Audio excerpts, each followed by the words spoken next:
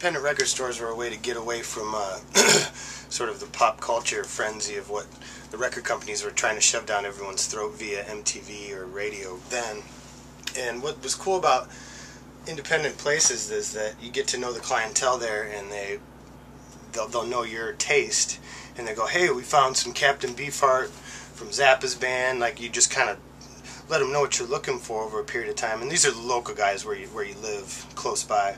You'll sort of keep an eye out for particular items. Like, I collect a lot of Blue Note jazz stuff, which hasn't been released on CD. So I'm always like, if you find any of these titles that fall under the radar, they're for me. Put them aside. So that's to build the proper record collection where you got a lot of cool bells and whistles that are hard to find stuff. Is kind of the heart of a great record collection, is finding things that your friends don't have, and you can drop on and be like, oh, check this out, what I found. You know, stuff that you just don't come across every day.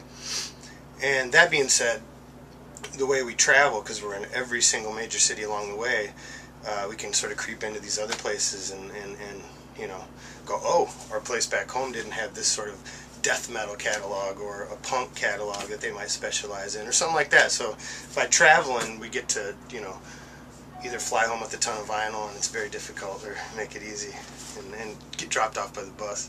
Were there any particular record stores that you remember going to as a kid? Yeah, well, around South Bend, Indiana, like Niles area, there's a place called Trax Records, and they're still going. I think they're on McKinley Avenue in South Bend, and they've been at various spots throughout the last 30 years, but they've always had a great record collection. I probably picked through it 1,000 times, you know, kind of thing. I think I've gotten everything good out of there that I could get.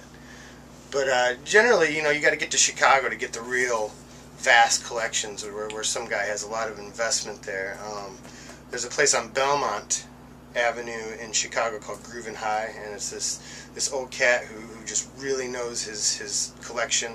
Everything's clean, everything's in you know, vinyl sleeves. It's just really tight. He's got, you know, instead of just bins of stuff that's not alphabetized and loose, it's like he's very strategic. There's no junk vinyl in there. That's why you can, you know, charge a pretty penny for some of this stuff. So I like stuff that's more specific, clean, you know, stuff for the collector side of things, you know. But then if you're the newcomer to the scene as far as collecting vinyl, I suggest go right towards the 99-cent bins, get all your favorite stuff that you had digitally, and get it analog. I mean, I've been collecting records since I was 4, like, where I could really understand what this thing was, and I wanted more of them. So I have every record that I've ever collected since 4, and I'm 35 now.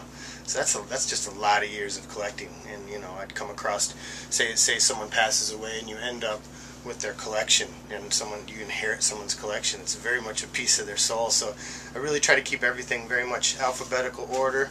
If you take out one, you got to put it back, so it's not like a messy, because I've got, you know, over 4,000 titles. So if you don't alphabetize it, just everything gets lost in the mix. So everything's very strategically alphabetized. The easy way to keep it in track is just alphabetize. Say you pull out AC/DC, you just pull out the record right behind it, go play the record, and then you remember where it was in the. A lot of people don't get that one. It's real simple.